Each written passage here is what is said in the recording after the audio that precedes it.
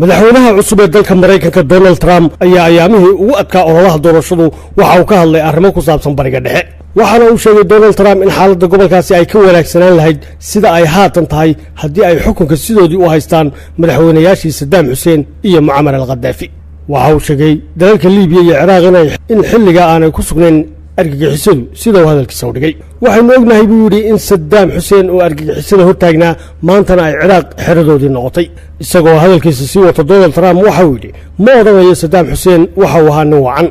laakiin xaaladda Ciraaq sida ay maanta tahay waa ay ka ficnaan lahayd haddii uu weli xukunka sii hayo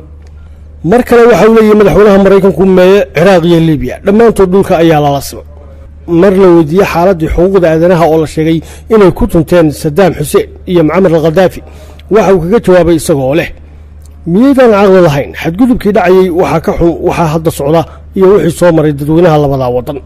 bal si gaar ah u eeg Liibiya xitaa safiirkaygii ayaa xafiiska lagu dhex dilay ma ahayn wax maskaxdeena ku soo dhacayay xilligii Gaddafi talinayay dhibaataduna waa mid gobolka bariga dhexe ku dhan bal waxaad eegtaa Masar bal waxaad eegtaa Suuriya Ciraaq Liibiya bal dhan kastaba u jeeso ayuu yiri Donald Trump xaaladdu xilligan ayay ugu liidataa Donald Trump oo sidoo kale ka hadlay Bashar al-Assad waxa uu sheegay inuu nin xun yahay laakiin